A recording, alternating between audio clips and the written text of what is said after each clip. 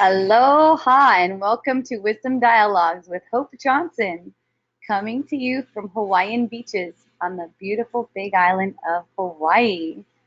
Ray, thank you so much for joining. Yay. If you have any questions, feel free to raise your hand. You can also type the questions to me.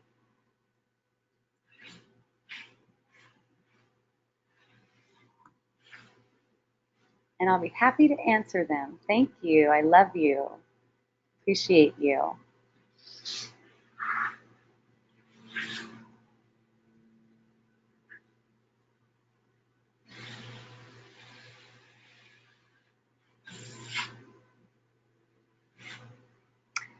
Let's start with the environment. Ooh, in this environment, it appears that it's getting a little windy. There has been word of a hurricane close by, so that's fun. uh, Environment is 100% a projection of the mind. Whatever you perceive in the environment is a projection coming from thought. Coming from thought. There's nothing other than the mind and its projections in the dream. That's what it is. It's a dream-like make believe because it's made of thought. So there is truly no environment that's outside of your mind. What that means for you is that nothing can affect you in the environment because it's simply not there as a separate thing. Okay? This is opposite of what's perceived, but the entire perception is made to deceive. It's made to prove that you are something that you're not. That's the purpose. That's the whole purpose of the perceived world. Okay? It's as if there's two, or many, you could say, but two when it comes to you and the environment.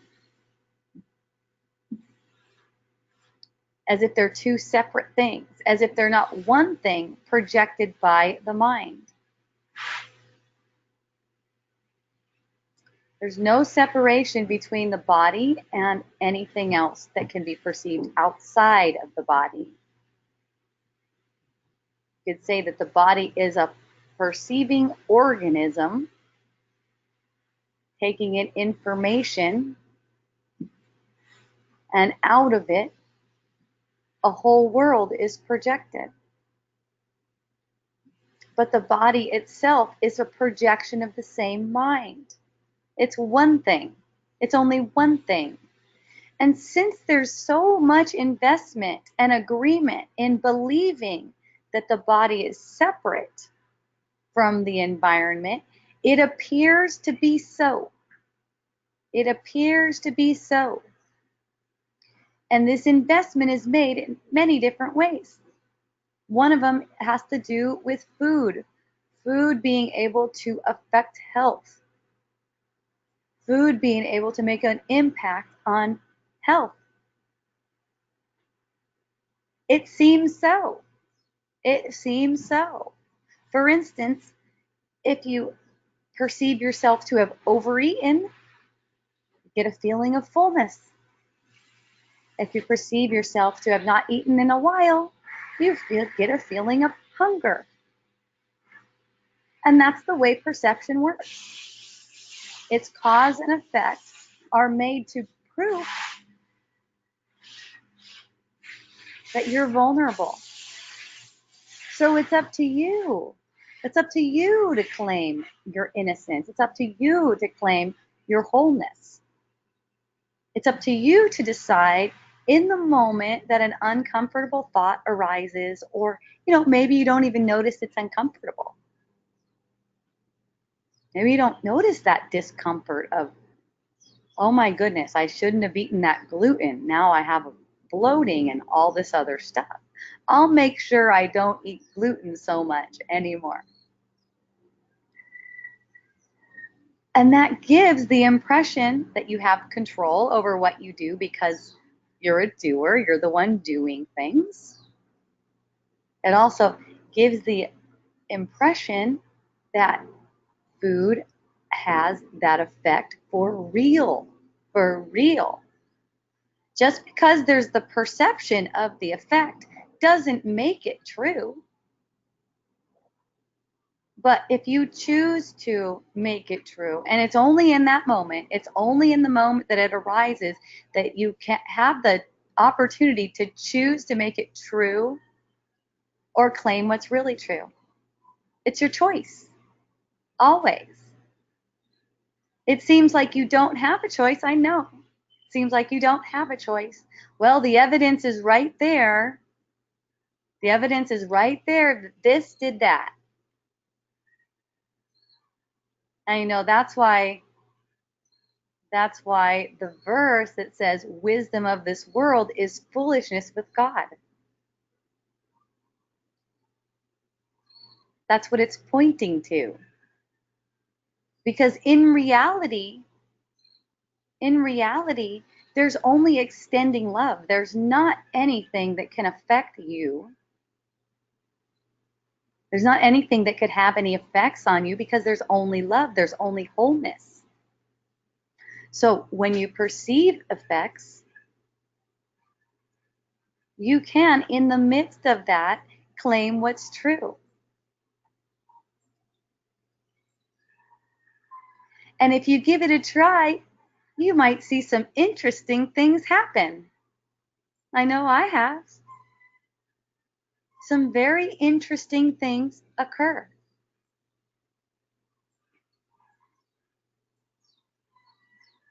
Like, for instance, pain and bloating. And notice the thought projection saying, oh, well, that's because I ate like that. And just in noticing that that thought is meaningless, you may find that there's no cause for the pain and bloating. If there's no cause for it, it's not there. The cause is always in the mind. The cause is believing that a physical cause exists. Like a physical cause made it. And that's never true. Unless you make it so, and then it's very true for you. And that's why the mind gets so defensive when hearing that things in the environment cannot affect you.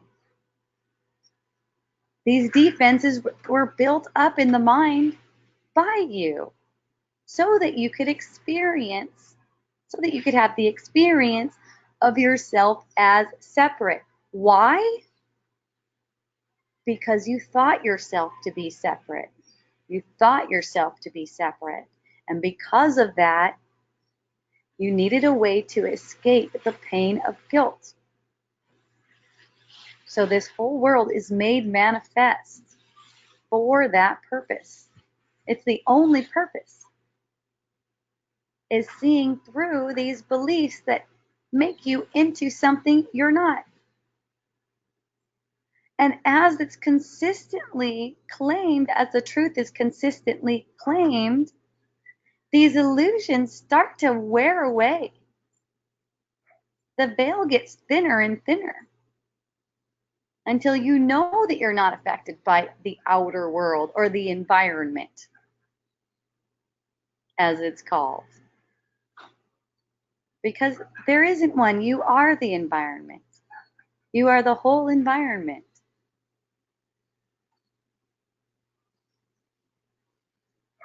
That brings me to this idea of saving the environment, saving it. Of course, it's a distraction. It makes your purpose something that's worldly. It makes your purpose getting the world to be what you want it to be instead of how you perceive it to be.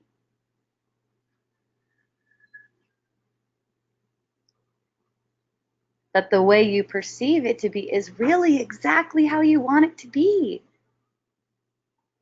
Because it triggers a feeling.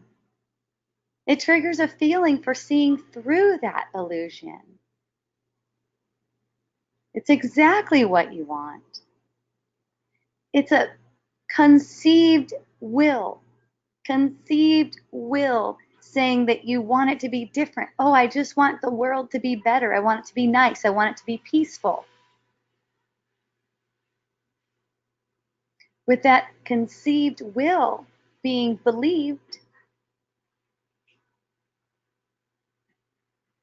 it gives you a different purpose, a purpose that's different from what you made all of this for. It distracts you from the purpose with which you made the world. It distracts you from that purpose.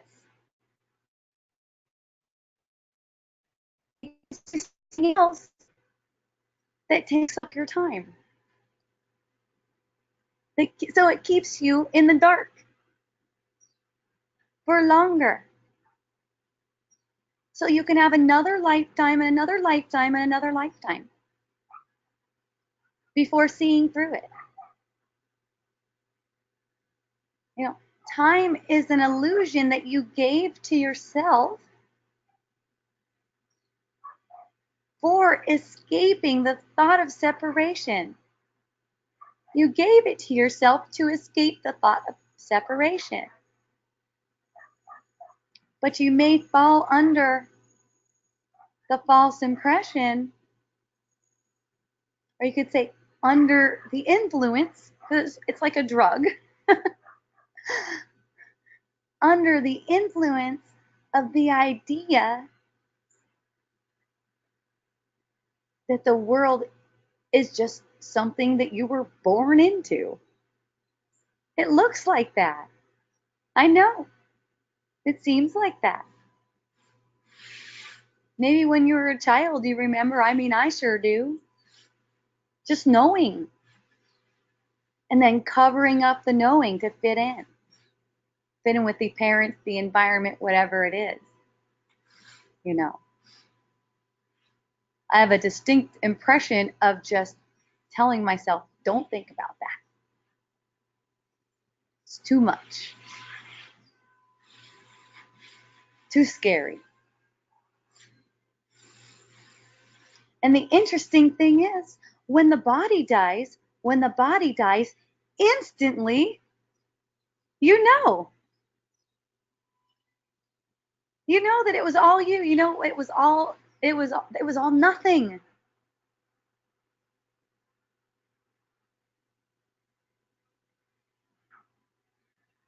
And unless you used your perception to transcend the illusion of separation, the thought of separation, you could say the belief in separation, then you find yourself with the desire to return again and apparently take on another body for another opportunity just to see through all the trappings of the world, all the ideas about who you think you are all geared toward this wanting to be better. Do you notice that? That feeling like, if I could just be better, richer, prettier, more productive, just better, any different way, more spiritual even. That's another one. It's so funny because you're not doing anything. You're truly not doing anything. It's not taking you anywhere. There's all kinds of confusion about what's my purpose. What's my purpose? And the looking for the purpose is looking to the world.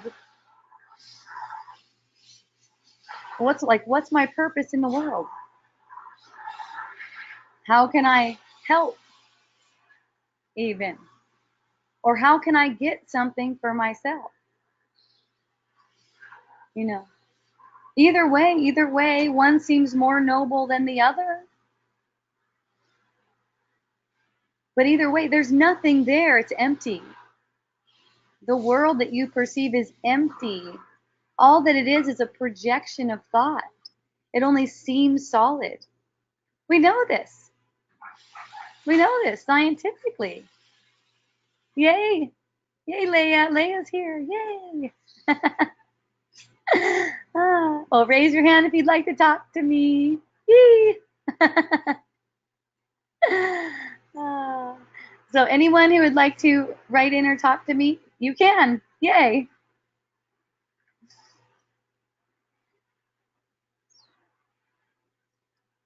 There's really no here. There's really no here as people perceive it to be. There's just this. There's just this, you could say, witnessing. Witnessing. And in the witnessing, there is an opportunity to follow different thoughts, or not, or not.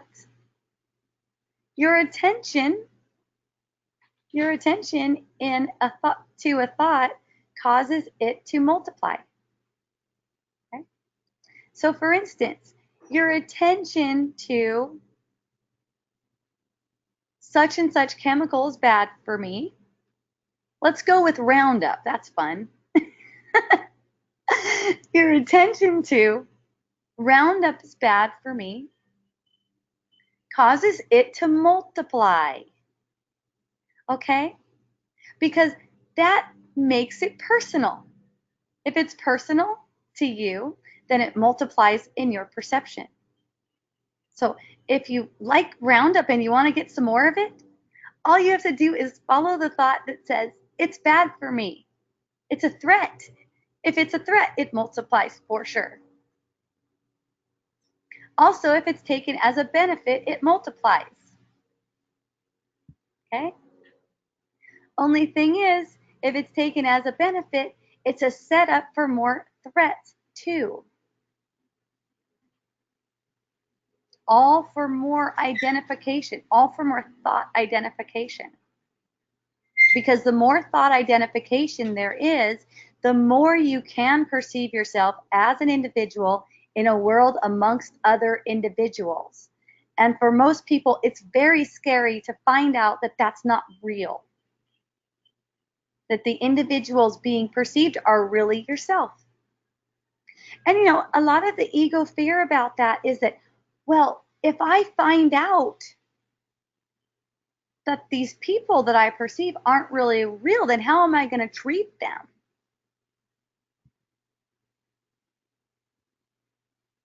Well, how would you treat yourself? That's the question. Because you're only treating them the way you would treat yourself. If you feel guilty, then you're demanding punishment. And in demanding punishment, everyone else becomes the recipient of the same, only in your perception. They become the recipient of the same. So whatever you do, whatever you apparently do, is set up first in thought. It's set up first in how you think yourself to be. If you think yourself to be separate, then everything in the world comes to you as either a benefit or a threat. And because of that, you only operate through a form of violence. Okay?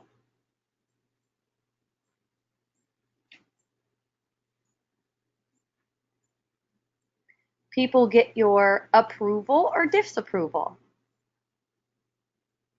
Things get your approval or disapproval. It's as if they only occur for you to make them right or wrong.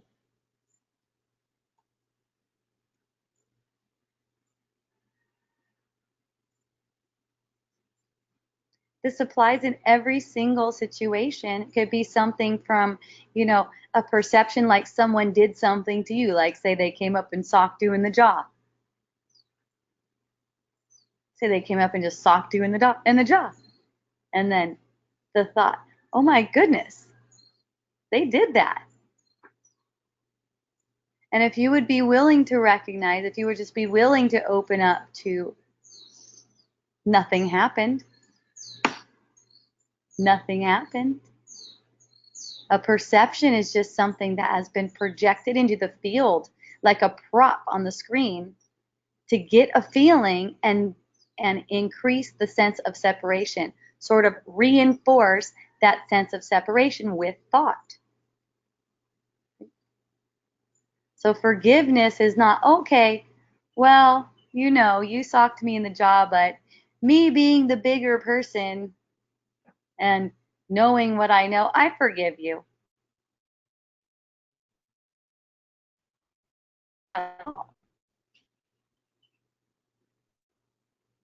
True forgiveness is a clear recognition that nothing happened. What you thought happened didn't really happen. You only thought it happened. In reality, nothing happened.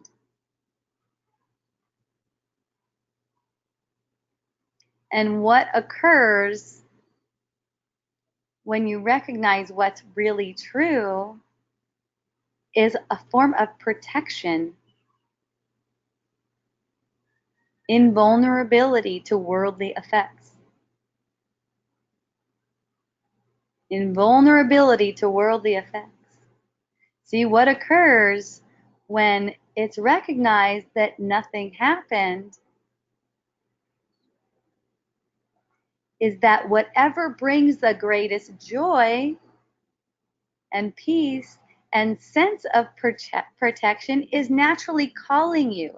You're naturally motivated toward those choices.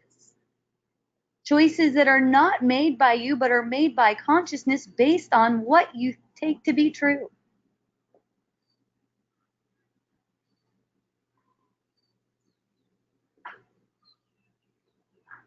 If you follow thought processes that say, oh, that really happened, and it becomes threatening, you'll have to go through great lengths to protect yourself and still not feel completely protected and still be open to attack.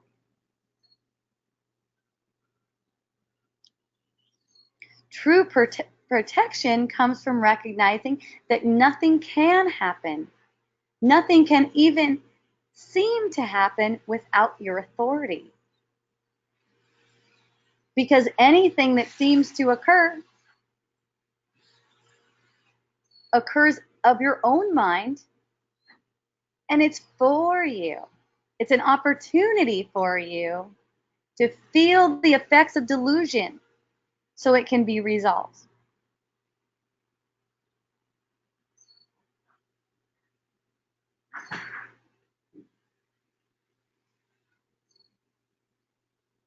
How about the idea of that person stole from me?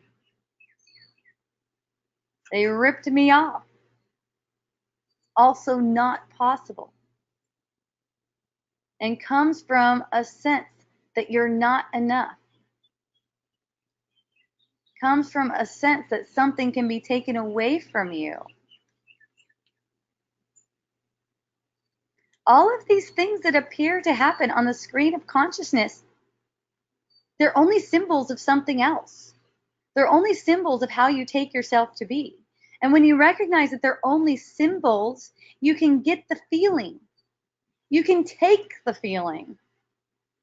See, the only reason there's running from feeling in thought is because there's fear of it, as if it's going to hurt you, as if that intensity is too much. So it's projected to make something or someone guilty. And it could be projected onto your own idea of self. The guilt could be projected onto your own idea of self, and that's still a guilty projection. It's the same. It's the same as whether you say that person did it or it's my fault. There's just no fault. You know, there's certain words that come up that could be like a flag for you, like a symbol for you to pay attention now. Pay attention now. One of them is fault. It's not my fault, or it is my fault. Either way, it's not their fault, or it is their fault. Whatever. Just the idea that the fault is possible denies the fact that you cannot do anything. You are not capable of doing anything. You are watching sort of like a movie, sort of like a play, and everything is a prop within that play. But when you take it as if it's more than that, then it seems that way. It seems that way. And there's a strong agreement. There's a strong agreement to keep that illusion up, to keep it up, because that's what you wanted. That's how you get the experience. That's how you get the experience of what it's like to think in separation. This is a demonstration. The whole illusion is a demonstration of what it feels like to think in separation. And what it looks like is just forgetting the feeling. What it looks like isn't really happening. That's not it.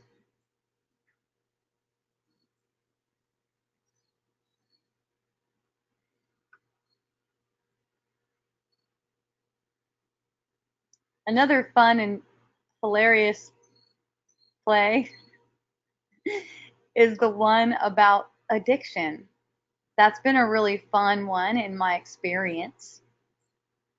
It's as if you have any choice in what you find yourself doing. And since it's taken as if you do have a choice in what you find yourself doing, then you must be responsible for it. You must be responsible and accountable for your actions.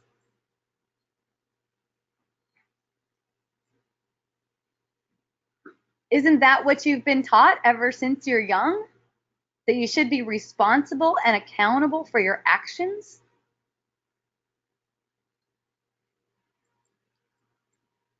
It's total identification with something that you're not. And then what? Since you're responsible for your actions and other people must be responsible for theirs too. And then you find yourself constantly engrossed in how I'm not doing it right. They're not doing it right. I wish I could not have this habit. It's so funny. Because any habit, what you call a habit on the surface, which that's not a habit. Consciousness doesn't have a habit. And consciousness is doing everything. You may have a habit of believing in thoughts that make you into a doer. You may have a habit of that, but that habit can be broken in an instant.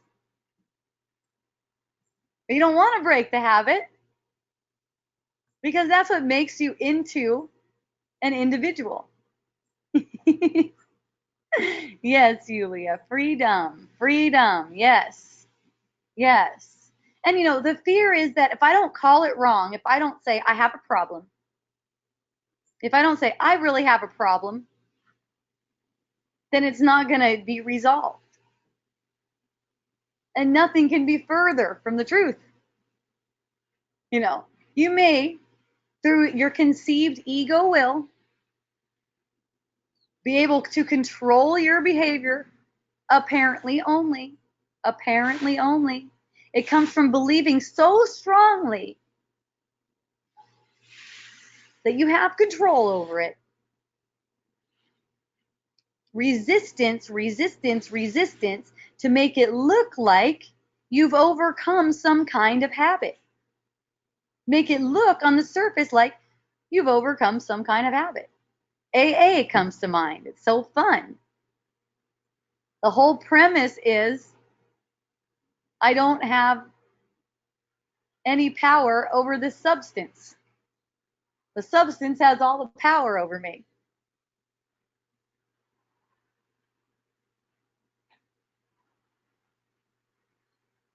It makes me do things. The substance makes me do things. Something in the environment makes me do things. And you know what? It's so simple. It's so simple because all it takes is just letting the doing be the doing. Letting it be. Not making yourself guilty or proud for anything that you seem to do. Not making yourself guilty or proud for anything you perceive other people to be doing.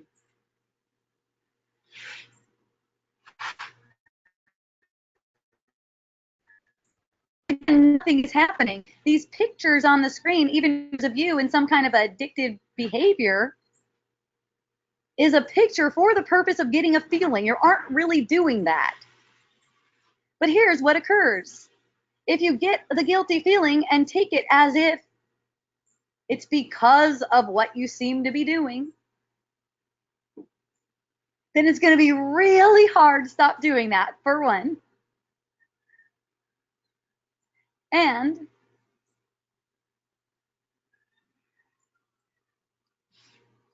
it's going to justify guilty feeling. It justifies guilty feeling. So even if you overcome the particular thing, apparently, it's only an apparent overcoming. Even if you perceive yourself to have overcome something, something else will pop up because the guilty feeling has been protected. Basically the guilty belief that caused the guilty feeling has been protected. And the thoughts about the guilty feeling projected. Those projected thoughts about the guilty feeling support the belief that caused the guilty feeling in the first place. It's like a big loop. It's like a big circle. The most powerful way to be with perceived addiction is to let it play out while watching the thought projections about it, while noticing how you're using the perception of the addiction to make yourself feel guilty and to support the belief that causes the perception in the first place. It takes an alertness. And you know what? This alertness isn't affected by any drug or alcohol or anything. It's not even affected by that stuff. So in the midst of any kind of addiction, it could be food, whatever, and there isn't an addiction anyways. Okay, here's the thing. It's a perception of an addiction, so there isn't an addiction anyways. It is not in the first place. So you let it be natural. You let it naturally unfold. As it's naturally unfolding, live your purpose. As it's naturally unfolding, as you're having the perception of these things playing out through your body, you can live your purpose, which is to undo the belief in separation. The belief in separation has a lot of different manifestations. Countless, probably, different manifestations. The first manifestation, though, is the feeling. Next one is the thought projection that comes off of the feeling. What causes manifestation is belief. So without even perceiving anything with your two eyes or hearing or any body sense at all, any of the senses that let you perceive an outside world, you've got manifestation going on. There's the belief causing the manifestation of the feeling, causing the manifestation of a thought projection. Out of that, everything you can sense through the five senses and beyond, let's say. Everything that makes up your physical environment is an interpretation of the body senses, including the body itself.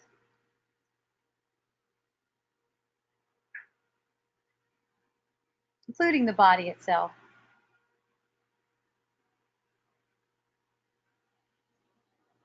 So when you see it like that, it doesn't really matter what happens on the surface, does it?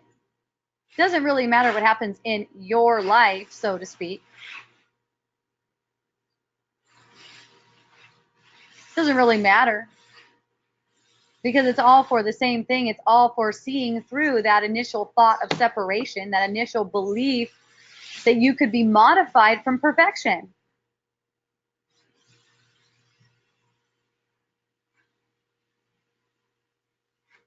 So any kind of activity can just be allowed to play out as it does as you watch.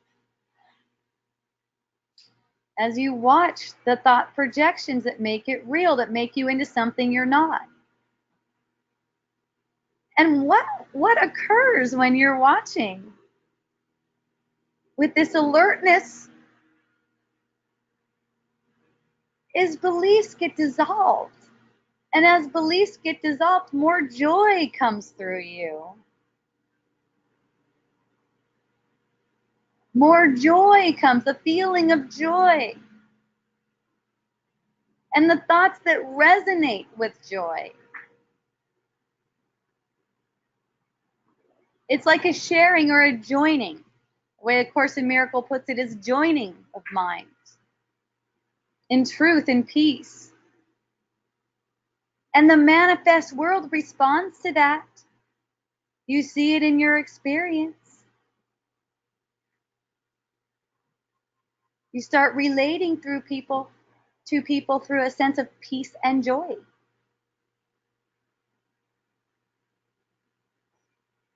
Instead of threat and benefit.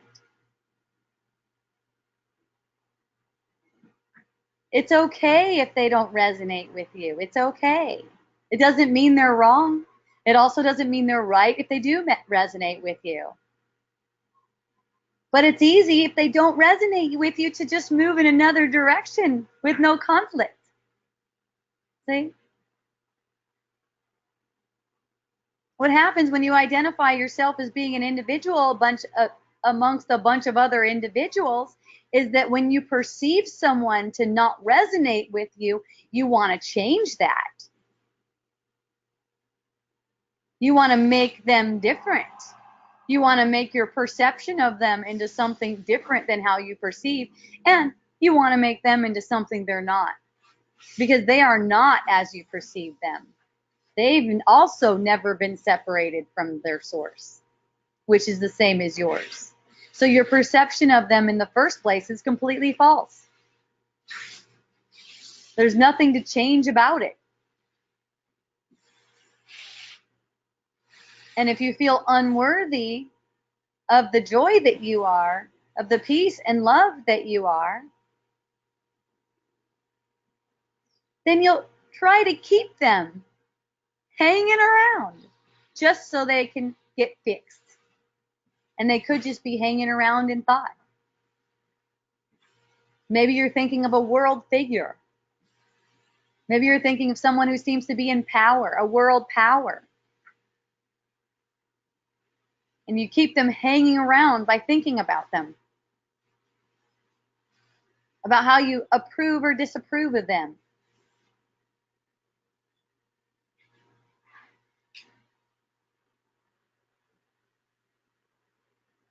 All for fixing, all for trying to fix, for giving you some purpose other than the purpose for which you came.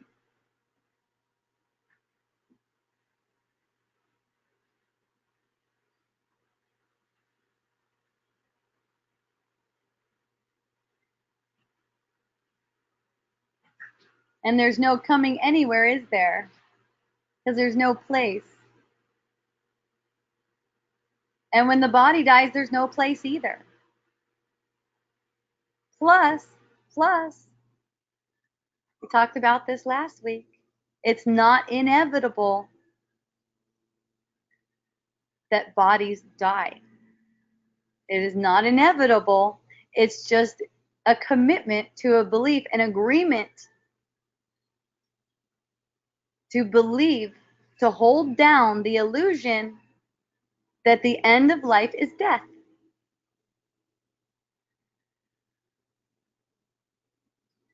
So then there's the perception of bodies dropping like flies.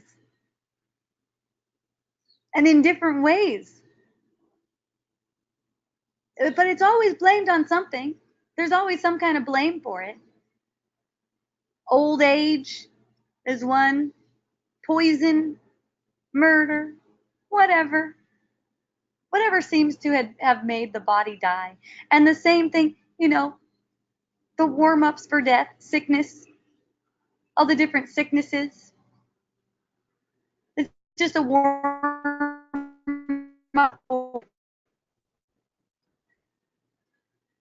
Sickness always has to have some kind of cause in the world to sustain itself. If you don't believe in a cause in the world that sustains the sickness, it has no cause. It's just over. And if you know that, or you're willing to have that understanding, then every time there's going through sickness, it becomes very healing. Becomes very healing because it's healing the mind of the belief that death is inevitable. It's curing the mind of that sick belief that everyone has agreed to.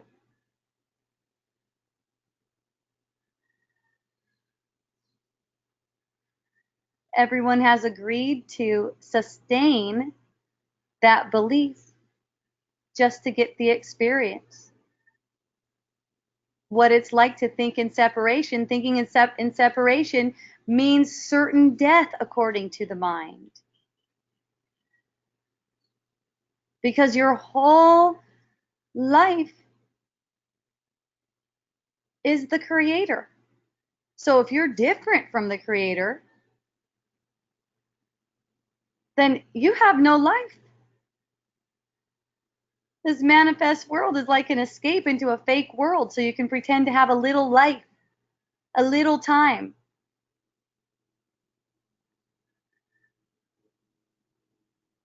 To live as a body, getting things from the world. Maybe making the world a better place. See?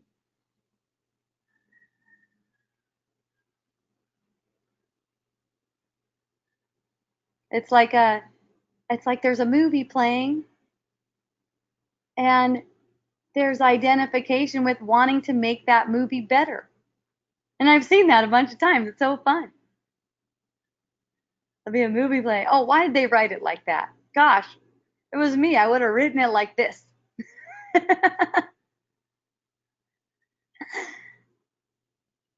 But then you can't really get the effect. You can't really get the feeling effect of it like that by judging it, giving it your approval or disapproval. To get the feeling effect, you have to know that it's yours. It's of your own mind. If it's not, if it's thought to be something that just has come upon you, or has happened to you, or is happening, or could happen to you, then it's scary. It's a threat. And if it's a threat, then you're going to resist the feeling. You're going to resist the intensity of the feeling.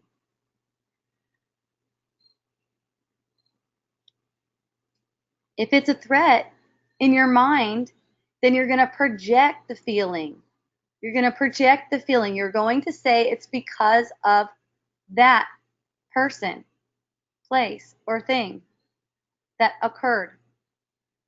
And as you project the feeling, you won't feel the intensity of it. You'll kind of put it over there for a little while for safekeeping so it can come back around again. That's projection.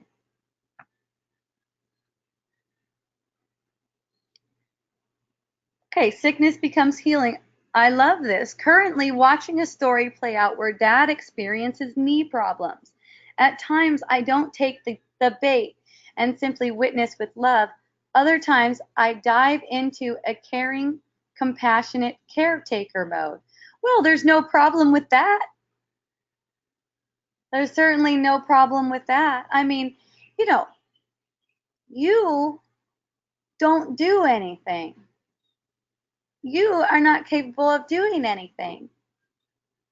The caring, the compassion, the love is just an expression of what you take to be true about yourself. Just watch as consciousness plays out. Just watch as consciousness plays out. And this is not something that can be contrived. You know, you could be working on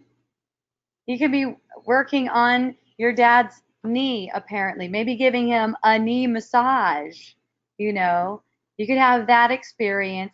You're giving your dad a knee massage, and at the same time engaging in thoughts that blame something on the knee pain, or blame the knee pain on another illusion. Knee pain is an illusion, and then blaming it on another illusion. That's going to perpetuate it no matter what you try to do. Same thing with chiropractic. I've seen that a bunch of times, where it'll be adjustment after adjustment after adjustment, and after several months you're in the same shape. That's because nothing can work until the mind decides. Until it's decided in the mind for the illusion of healing. Another illusion, that's all. There's no really cure in the world. There's an appearance of those kinds of things. There's an appearance that it did, and that's how the illusion works, to make it seem as if there's cause and effect. That's separate from the mind that projects the whole thing. So as the witnessing presence, you can say, or absence, you know, anything can be done. Anything could be done. The caring and compassion, it's for yourself. It's for the belief that there's a problem, number one, that this is actually occurring, that you are separate from the experience. And you know, when you're not feeling separate from the experience, it's just natural. It's just natural to show compassion and caring. That's what you feel motivated to do. And you're only going to do what you feel motivated to do. That's all that's going to occur. What motivates you to do what you do is the thoughts that you take as true. The self-belief that you consider to be true. That's what's going to motivate every single action that comes out of you. And also every single thing that you perceive everyone else doing around you.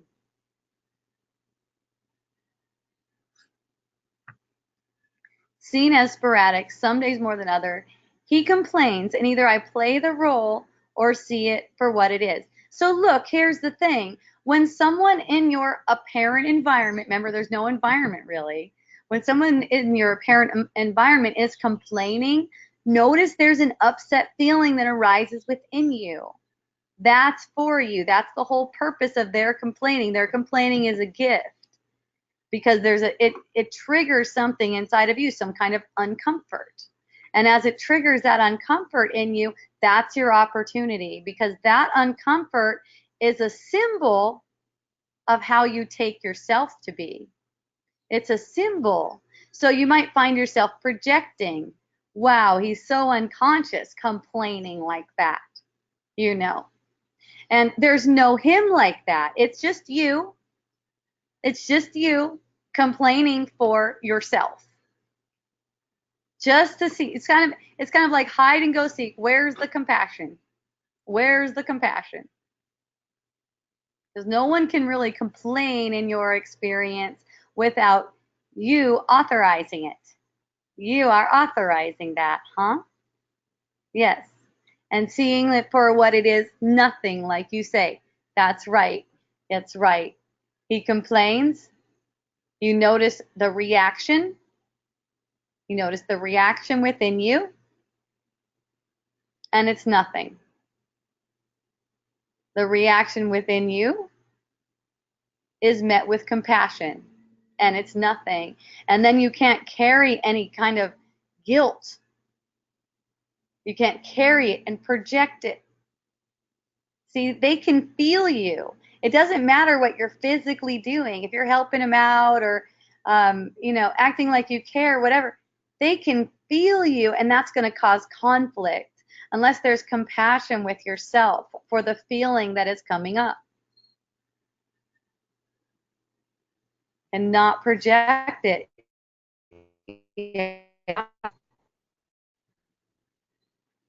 Thank you. Thank you. So letting it be natural. I love this comment because it's like I dive into caring, compassionate, caretaker mode. I love that comment because that's not a surface thing. That's an internal thing. The caring and compassion, that's what meets the state of resistance and dissolves it. And as it dissolves the state of resistance, you don't have conflict with people. There's no need. They may express that they have conflict with you, but it's not a problem. It doesn't change the way you relate with them. It doesn't change anything for you. And what I experience is that they can't hold it. They cannot hold it. In order to hold it, they have to go away. They really are committed to holding that. Then they have to move out, you could say, of my field of experience. They're not there in the field. Because in that field, the love, the compassion, it's too much. It's too much. They can't keep up their commitment to hold on to something like that.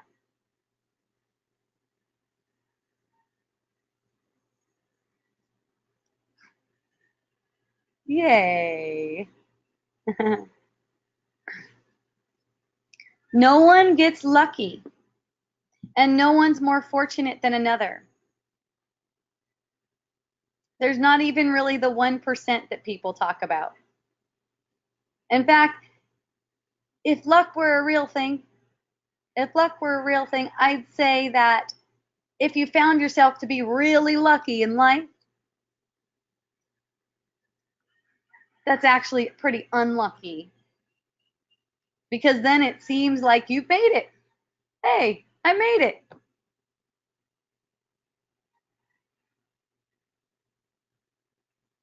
And then there's going to have to be a death experience. There's going to have to be at the point that the body dies, realizing, holy shit, I did not, I didn't make it. Nothing happened. Nothing happened. Nothing was seen through. Back to square one. Let's play again. Let's start another play. Maybe this time make some more hardships. So it doesn't seem like I've made it.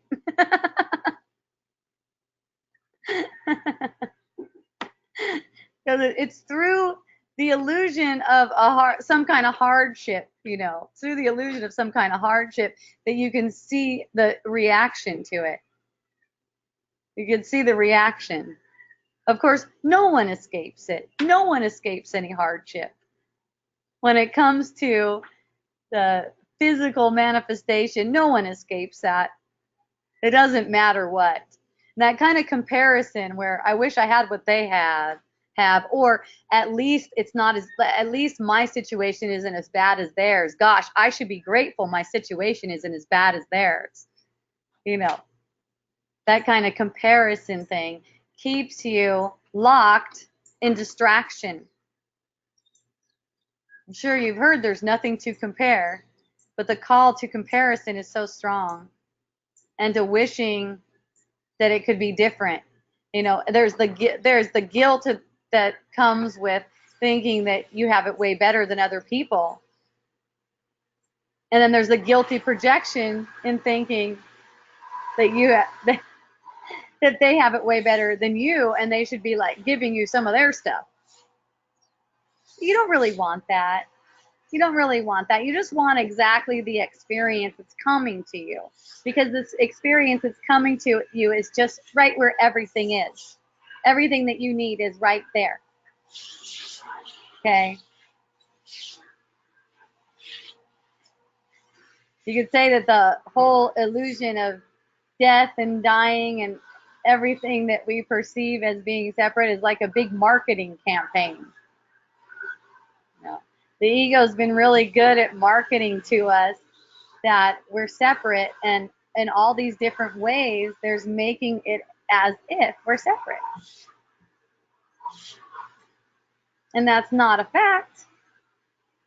It takes belief. It takes belief.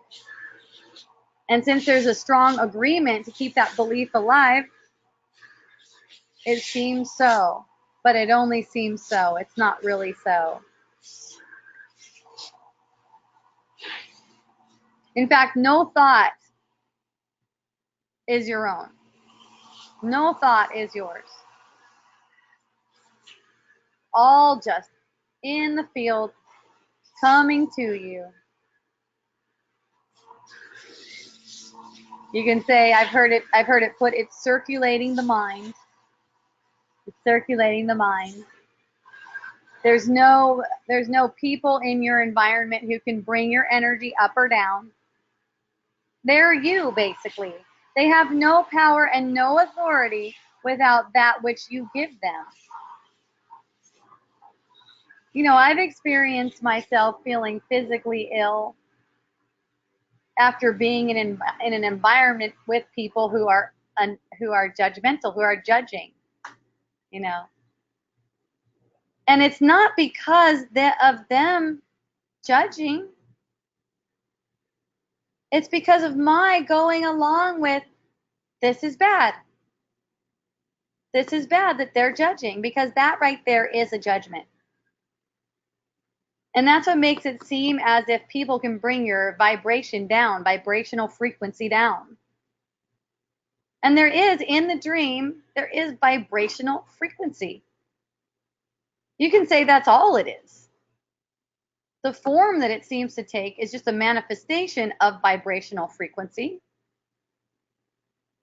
But no one in the perceived environment has any power or authority to bring your vibrational frequency up or down. They just don't have that ability. It has to be the thoughts that you take to be true based on your reaction. And there's no problem with any reaction. It's kind of like the same way that we've been taught to treat addiction. Like, oh no, I don't want that, so it must be, but I keep on doing it, so it must be an addiction. And the feeling, oh no, I don't want that feeling. Why do I do that? Gosh. Why does that make me feel so shitty? Instead of just embracing it. Oh, there's that. Let it come, let it go. Let it come and go. That's all it's doing. It's sort of like it's rising up, arising in your perception, and then passing away again. But when it's taken on as if something to be resisted, it becomes a problem. Apparently. Only apparently, because it only takes one instant to recognize what you've been making up for all of it to just fall away. Just recognizing that you've made the whole thing up.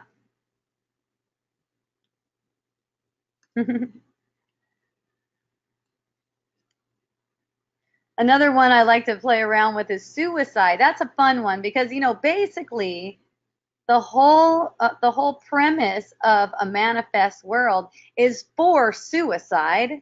That is suicide, from the ego's point of view. The whole thing is set up to end in death, and it's not going to end in death unless there's wanting it. So these suicidal thoughts come up for everyone, and for the most part, they're avoided. They're avoided. It took a while in my own experience to see those, and not only suicidal but also murderous. It took a while to see those, and then once they're seen, once they're recognized, oh my goodness, who said that? Like, I want to die? Who said that? See? It's just a part of the illusion of being in a body. Part of the illusion of being in a body is the thought that I want to die. Otherwise, it wouldn't even be possible to perceive bodies dying. Okay? So that thought, and it's so funny, it's like that thought comes up and it's like either avoid it or, oh no, I'm suicidal. But really, it just doesn't have any power. It has no power except what you give it. And what a blessing if you can actually perceive it, because most people are in denial about it. Oh, I'm glad I don't have any suicidal thoughts. Most people are just in denial about it. But once it's seen that those suicidal thoughts are actually the cause of death, actually the cause of it, then there's no need for them anymore. Because you get the feeling, you can have the full effect of it. The full effect of that fearful thought playing out as feeling. And then those thoughts are meaningless. But it's up to you to claim that those thoughts are meaningless. If you make them meaningful, then they become meaningful for you. And one way to make them meaningful is to avoid them, to avoid seeing. And a lot of that avoidance is just set up. It's not like you're in your conscious mind aware of avoidance, but a lot of the avoidance is just it's already set up, it's built in.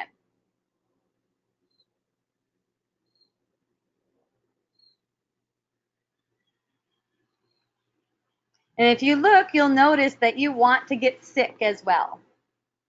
There's always an ulterior motive for getting sick. Notice how getting sick gets you out of things.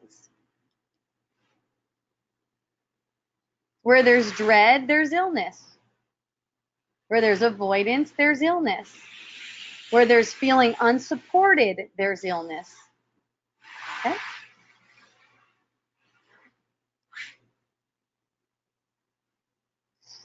Oh, here's a fun one.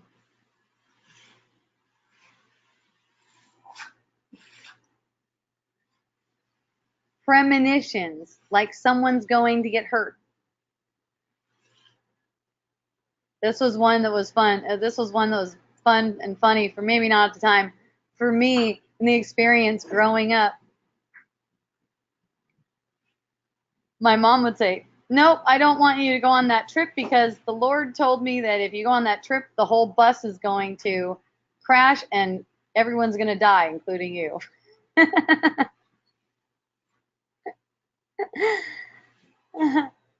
So this premonition is really, it's a wish.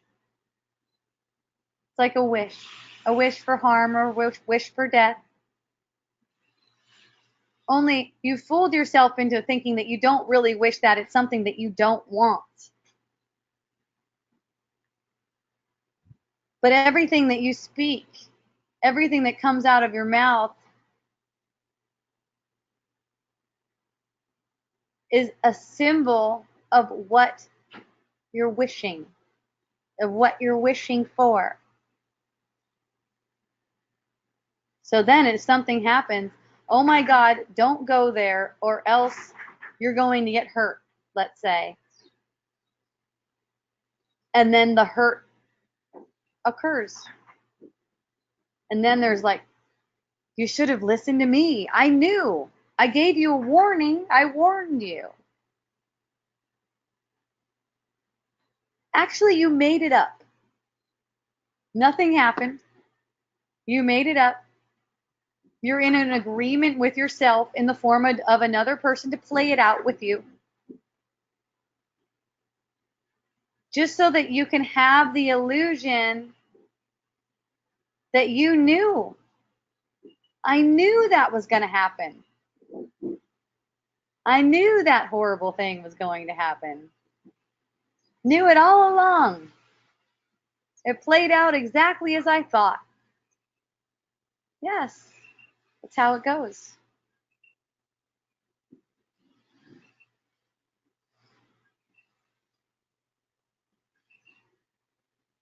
So nothing can go wrong since it's playing out exactly as you think it will, or exactly as you wish for it to. Let's put it that way, because the thoughts that you know, the thoughts that you're aware of may not be wishing for what happens, for what ends up happening. But it's an energetic kind of wish. It's an energetic kind of wanting that to occur for the feeling, for the healing. So everything is always going your way. So there's nothing to be afraid of. It's not like, whew, what a relief. Oh my goodness, I got so lucky. I heard that a bunch of times with the whole lava thing around here. Like, you know, on one of them, we haven't had any physical deaths as from the result of lava, apparently. Oh, you guys are so lucky.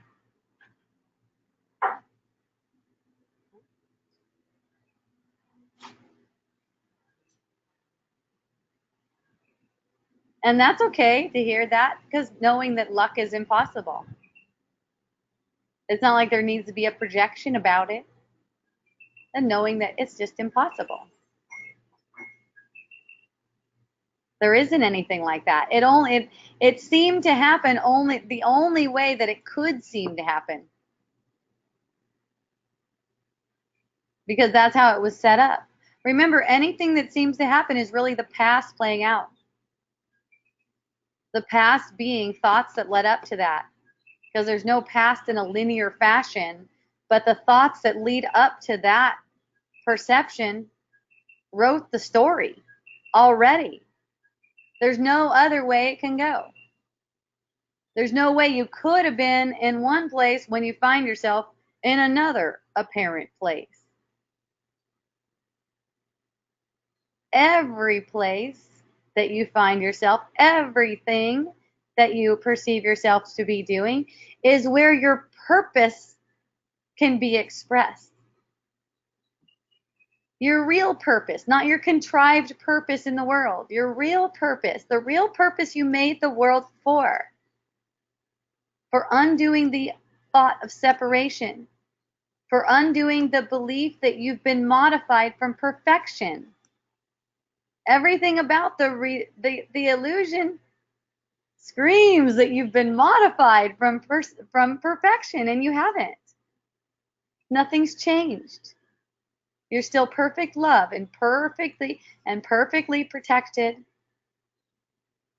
And all of your real creations that are not of this world are still held for you. Nothing's happened to them. Nothing can happen to them because they're eternal. Everything that you've created is still yours. And it's just waiting for you to claim it. Sort of like claiming your inheritance.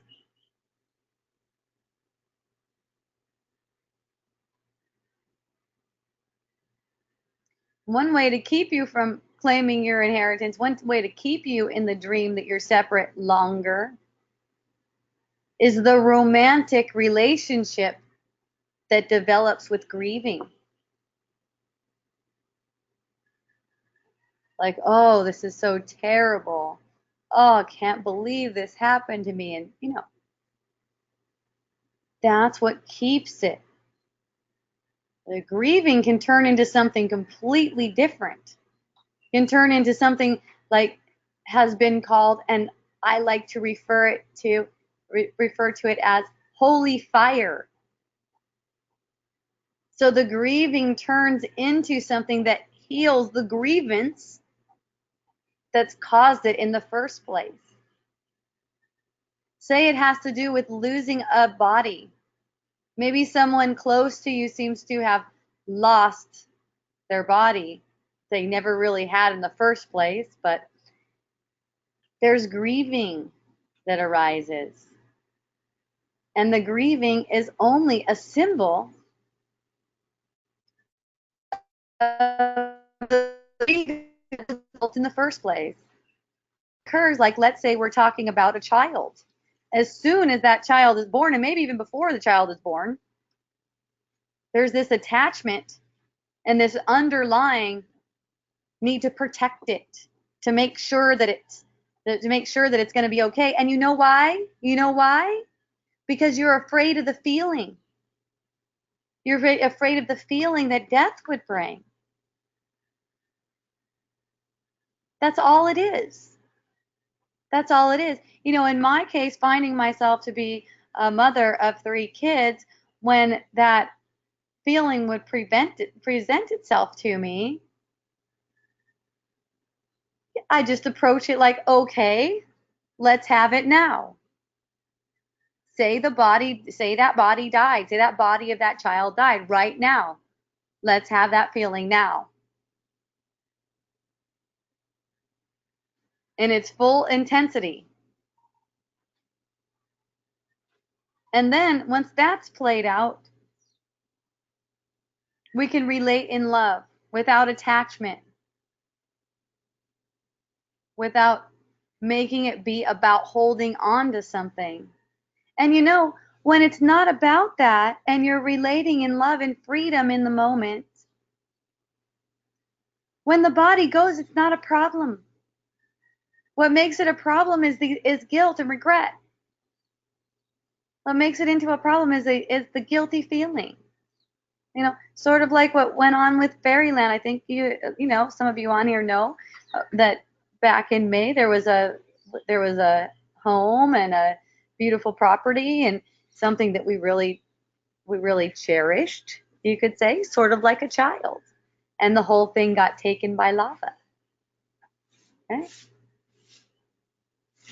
There was no missing for me. There was no tragedy. You know why? Because that came up beforehand.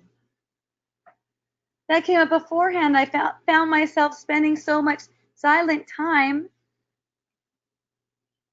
relating with land, relating with the property, and noticing what's coming up about losing. And in the noticing what coming up about losing, it can be completely experienced in its full intensity and then actually appreciated for what it is. What happens when there's this fear of losing bodies or whatever, it can't even be appreciated. Because the mind is running about it. Same thing with relationships. They can't be appreciated.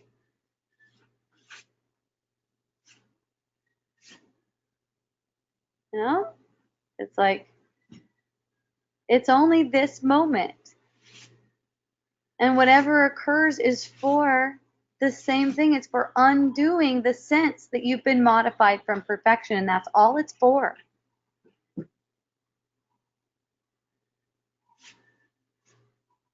Eventually, every eye will see that there's never anything to lose. There's never anything to gain.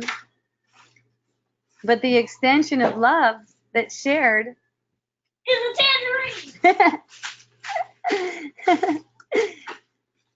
always, always, always It's a tangerine. creates more sharing, more love, more fun, and more tangerines if tangerines are what you're into. Only nothing goes away, nothing dies. Let me tell you a little bit about the real world, okay? We'll start with tangerines, like a tangerine tree, okay? There's a tangerine tree. You only need one of them because it's always producing tangerines. It doesn't die, it doesn't wither, it doesn't have seasons, okay? Every fruit is perfect. We made these illusions. We made these illusions of things that go through cycles. We made these illusions of things that die, need to grow up and then die. Rain needs to come or else they can get dry. In the real world, the world that you're worthy of right now, everything's just taken care of. There's no need to prune it, unless you want to, if that's fun for you. There's no need to water it. Everything's watered, it's just enough. There's no need for rain unless you like it, unless that's fun for you. That's just an experience you can have. Okay? There's no need to figure out how to pay your mortgage. Find out where you're going to rent a place to live. Worry about what your partner's doing. There's no sickness, no death, just eternal life. Just eternal life. This is a modification of that because you thought you modified yourself. Because you made yourself unworthy of what's called the kingdom of heaven. Thank you, Yulia. I appreciate you. Thank you. There's no conflict or struggle. There's only extending wholeness. In extending wholeness, the creation keeps on becoming more fun, more joy. Love is joy. There's not a separation between them. Okay? In order to perceive it and claim your true inheritance, takes seeing through the illusions that you've made. But only right now. Only right now. Oh, that's the whole thing the illusion of time was made for.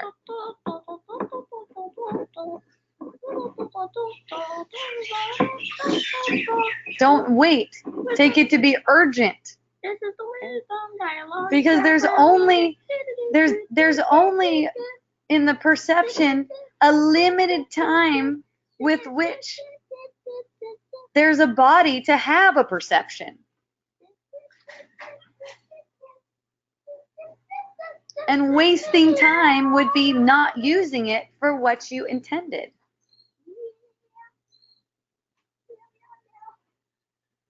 And then suddenly finding yourself in the death realm, as I call it, which is kind of like a holding place between lives, deaths.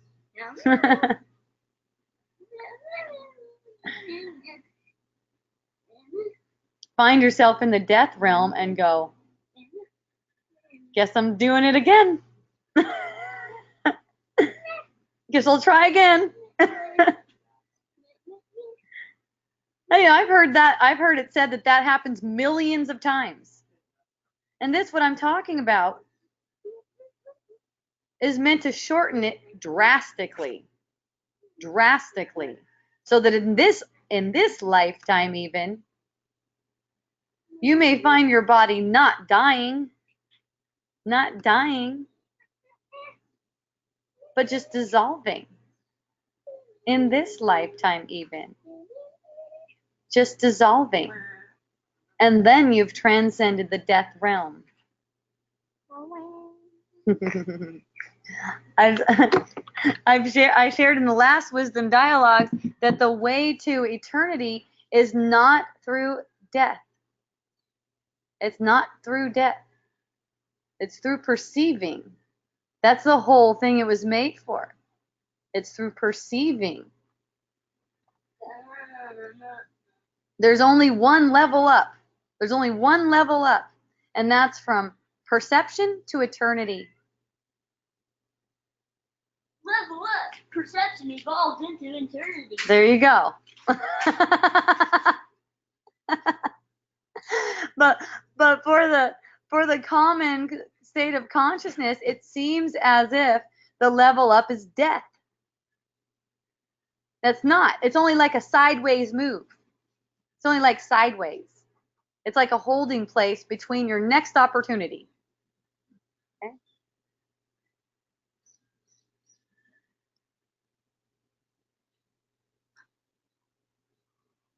One common thing is to express, I miss you. I miss you. You know. And it seems like maybe, I don't know, that's a compliment or something. But it's the same as saying, I'm suffering because you're not around. Ron, level up. Ron evolved into cat.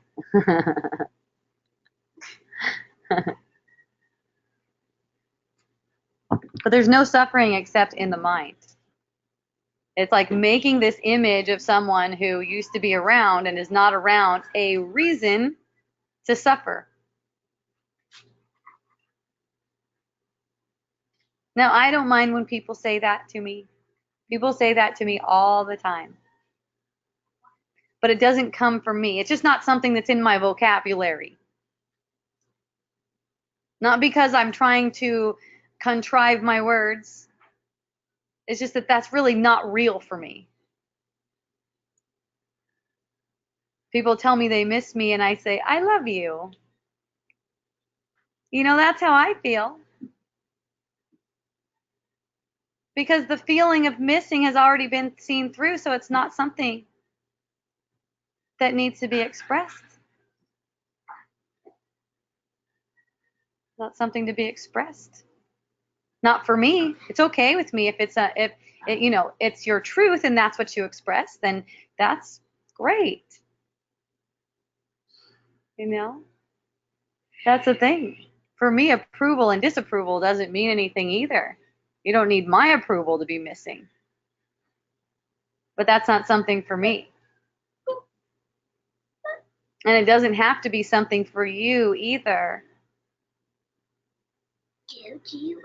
If it doesn't please you, if it doesn't please you to be missing, then just get the feeling of it. And be open to seeing that you made it up. Because when you see how you made it up, it's not a thing for you anymore. There's nothing to miss. And because people are afraid of missing, because of this fear of missing, there's this motivation to protect bodies. Protect them in a way that controls them. It's a feeling of needing to control. And that feeling of needing to control becomes the way of relating. And when that becomes the way of relating, the person that it's projected onto might get a feeling of being stifled and not know why. Not even know why, just because we can feel each other. Oh, I don't want any harm to come to them, so they can't, for instance, I've heard, this is a fun one, if it's a kid, they can't be on the computer that long because something bad might happen. Or they can't eat certain foods. Something bad might happen. Have you heard of that one about limiting screen time? That's a funny one. I know my boy Braun wouldn't. What? That was pretty funny. Yeah, that's pretty funny. Yeah, as if that's going to protect someone. I would just be like, oh, limit your screen time. When it when this contrived protection, you know, this limiting of screen time, contrived protection, all it's doing is making animosity. All it's doing is making an illusion of control. And it's a symbol of your mistrust of yourself. Trying to control what another person does. Even if that person happens to be your kid in the apparent world, your child. As if they don't know what they need. As if they don't even know. We know things.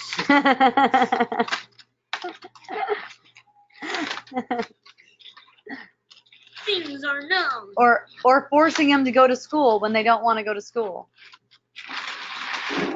Like something bad is going to happen. And you know, the system is set up so funny, like something bad is going to happen if they don't. Like something bad is going to happen to you, actually, as a parent. As a parent, you're doing it wrong, and then the government's going to come down on you. You know what? There's no government even. It's all in your perception. But you know, I'm not saying to go ahead and just go ahead and do the and take him out of school and say, hey, there's no government. You know, if you don't know this, you're going to get slapped by your perception. You have to know it. And how do you come to know it? Let everything be natural.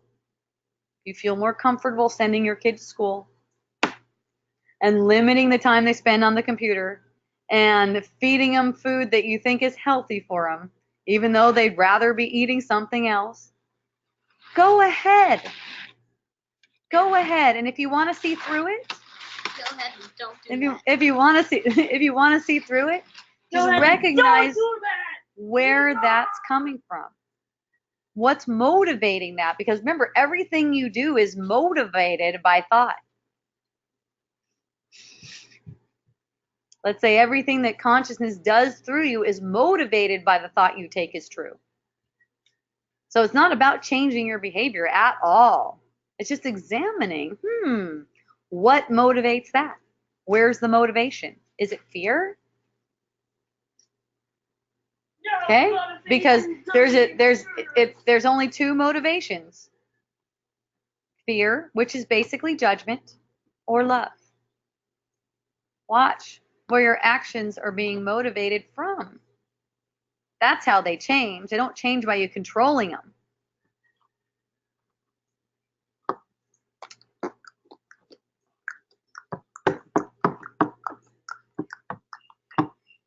It's like nobody raising their hand. Nobody's raising their hand right now, so I'm just talking up a storm. Some people write to me. What would you like to say, Braun? Hi. Okay. Hi.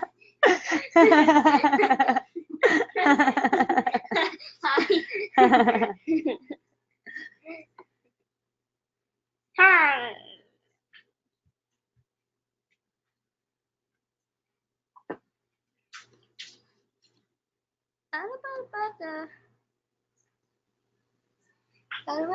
So every person that comes into your field of experience, every person, place, and thing, but persons come up pretty big, is a reflection of thought. Reflection of thought. For you to relate with, because in the dream you are as consciousness relating with thought. As consciousness relating with thought. People are thought forms. So they're reflecting thought for you. They're showing you in a more physical way how you relate with thought. So you'll see as your relationship to thought gets to be more and more loving,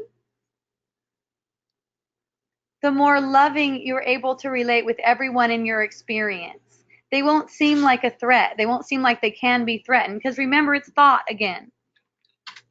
They won't seem like they need protection. Okay? Their lives, their apparent lives, are on a trajectory for them to see through. There's no such thing as age, really. Everyone is equally powerful, whether they're an infant or a full-grown adult, apparently, only apparently.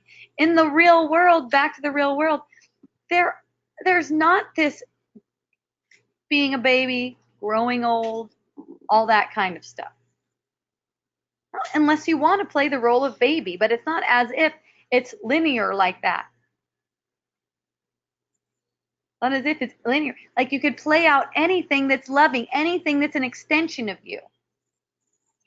Anything that doesn't deny who you are. You play out anything. In this dream, everything that plays out denies who you are.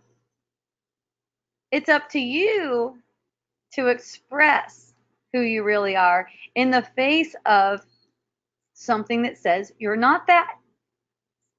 You're really this manifestation that's weak and feeble and subject to disease and eventually death and poverty and not getting right. Okay?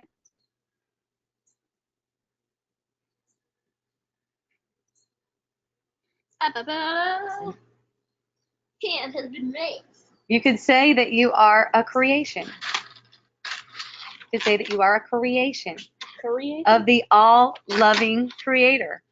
Is it a creation? Creation. You're made of curry. Okay. I think I heard you say a creation. Which is an extension of the all-loving creator. Unique. Unique. With the will to create just like yourself. All-loving. Okay? The manifest world is a demonstration of what's made up when you think you're something else. Wishing for things to be different in the manifestation, deny that will to create. That's who you are. To create. And oh no, not that. That would be bad. You know, with your will to create, it doesn't matter where you find yourself, because that's so powerful. You can extend love in any situation, You don't need certain conditions to be in effect to extend love. If it seems that way to you, that only has to do with things that the thoughts that you've been following, the thoughts that you've been pursuing in the mind and taking as true. Or just looking on Facebook. Without those, you won't have a question about it.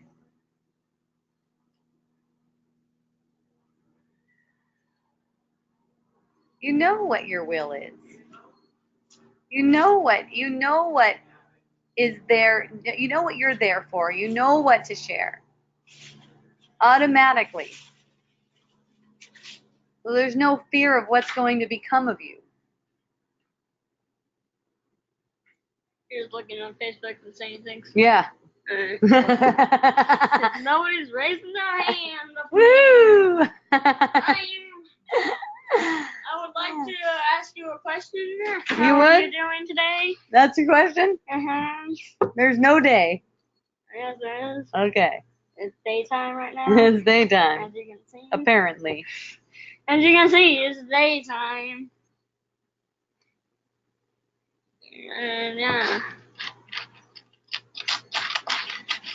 So I brought up some things earlier this week. I know they weren't that popular. I know it's a hard time. People have a hard time with it. when I talk about things like pedophiles and rapists and murderers and stuff like that.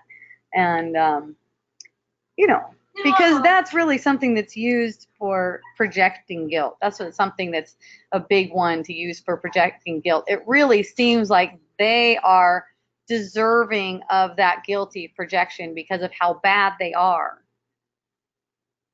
But if you back up for a minute and see what perception is, that it's just being played out on the screen of consciousness, there really isn't anyone like that.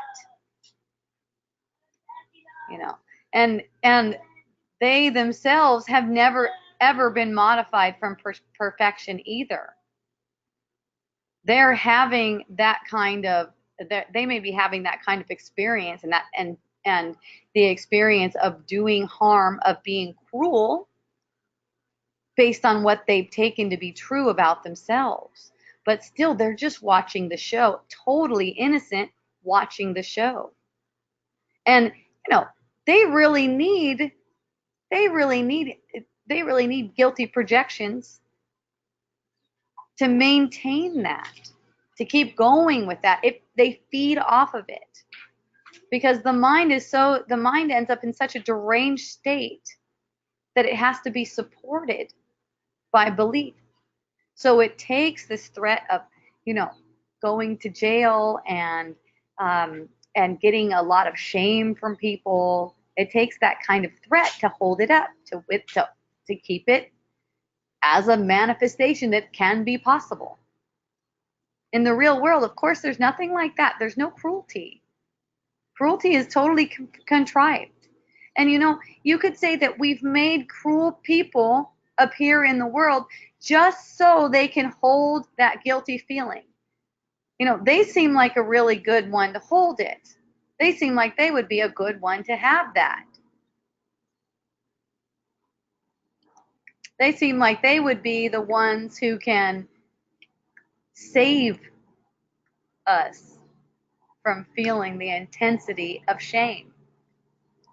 And that's the whole purpose of having anything like that arise. So they can hold on to it.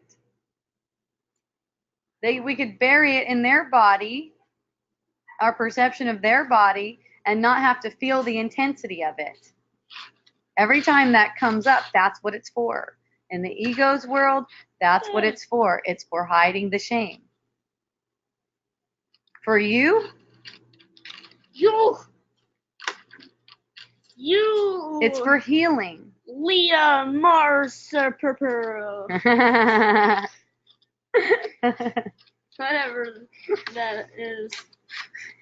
Okay, is there uniqueness? She laughed.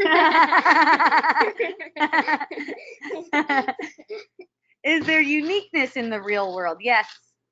Yes, there is. Each individual that can be perceived is a symbol of a unique creation. Okay? There is uniqueness. And there's unique ways of creating. There's unique, you could say, tastes, preferences even.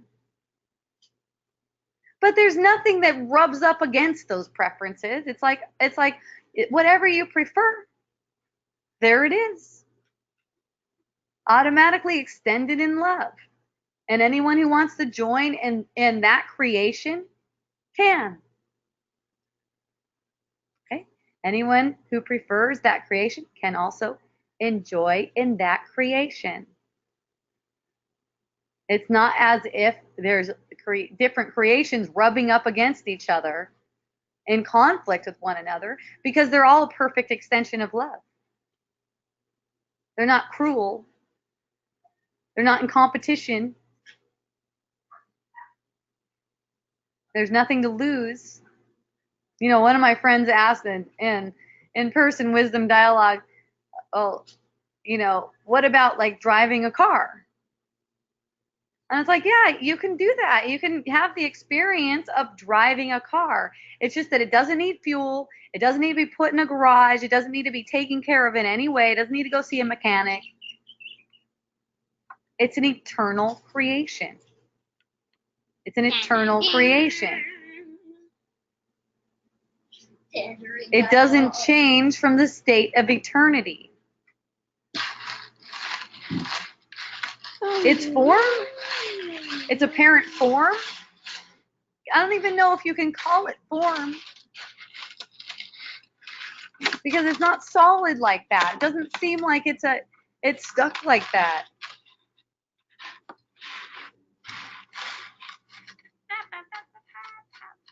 It's just constantly becoming more of a representation of who you are. More and more beautiful, just like you, You, because of perception, Julia Sanchez. because of your. Yeah, it can. Yes, I was asked. It's not like my. Is it like my taste cannot change? Yeah, it can, just for fun, as an extension of who you are. And car, it's a sports car. And then the next time you have an experience of it, it's a big truck. And the next time you have an experience of it, I don't know, it's a motorcycle. It's whatever you like. It's whatever your preference is. But it does not need anything. It does not demand anything from you. It doesn't even need to be parked unless you like parking. You want to go find a parking spot? Go ahead. It'll be fun. It's just for fun. But there's no need to. That's the thing. That's the difference. There's no need for anything. Did the face cam stop? Oh, yeah, it did. How did you know? Yeah, they didn't see it. Oh, because I said to stop it. Okay, let's turn it back on. We're back. Oh, yeah, because it said I was having a slow connection, so I turned it off. That slow connection thing is hilarious. Oh. Hilarious. So yeah, when the projections are over, when there's no need to project anything anymore, because there's finding no value in projecting. There's finding no value in having a perception of a body that's born to die. When there's no value in sickness, when there's no value in judgment, when there's no value in conflict, that's when you can see the real world. That's when you can actually know the real world. You, Anastia Stamril. Whoa. Whatever that. Anastasia or Anastasia. There's a lot of ways to say it, I found out. Just say words. Yeah, you can. You're good at it.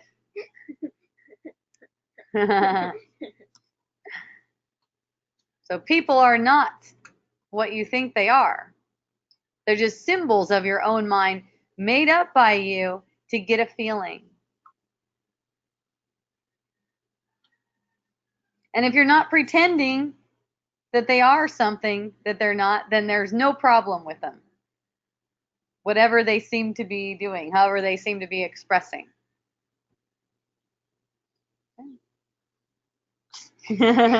Okay. Oh, somebody said it. Your pic disappeared. Yeah, that was Leia. She let me know my pic disappeared. All right, so it's 4:44. Tangerine dialogue. We seem to be complete. Unless anyone wants to raise their hand and have a conversation with me, I'm open to that. My hand is white. Or just type a question. Otherwise, I'll see you next week, or you'll see me. Who knows? Next week I might have webinar jam, and then people can raise their hand and actually come on with me. We don't know. We don't know. But it's any week. For now, we're coming, well, and even the plan is with webinar jam to still be at 3 o'clock on Tuesdays, 3 o'clock Hawaii time on Tuesdays. Hand has been raised. Yay. And all of this is, thank you, I love you, thank you. And all of this is sponsored by Miracle Botanicals, our beautiful essential oil company. Oh, I'm happy that you're here too, Yulia. It's so fun to connect with you. You know, I have one more thing to share. That is that there's nothing more rewarding than joining in truth. Nothing more rewarding than that. So I really appreciate everyone who joins and even everyone who watches and everyone who's never even heard of me before who also joins in truth. You know, I feel you. Thank you. Entering dialogues. So anyways, the essential oil company is miraclebotanicals.com, where we have amazing blends, and I also have a great newsletter. I have one coming out very soon. The article is going to be on boundaries and also talking about some essential oils that essential oil blends that that came through me that could be very effective for showing you where to look, where to look in thought. Okay? As the thoughts are coming, where to find that thread of bliss that allows you to set boundaries in a joyful and playful and creative way without making anyone wrong or bad. Without making anyone wrong or bad. Coming into Miracle Botanicals. So, I don't know why I'm talking in this voice. Just for fun. So if you'd like to see my videos, they're at wisdomdialogues.org.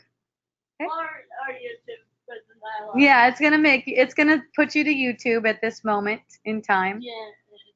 Eventually it'll be somewhere else, but it's just really easy to get there if you type in wisdomdialogues.org. Or you can just go to YouTube and type in Wisdom Dialogues. Or you can go to YouTube and search for Wisdom Dialogue. It's also going to come up that way. Thanks, Braun. Yeah. In case wisdomdialogues.org is just too darn easy for you, you do it the hard way. Wisdom Dialogues, searching on YouTube. It's not harder than. Oh, my bad. You just go to YouTube and type in Wisdom Dialogues. All right. Yeah. All right. So yeah, thank you so much. I appreciate you. Aloha and a hooey ho. Bye.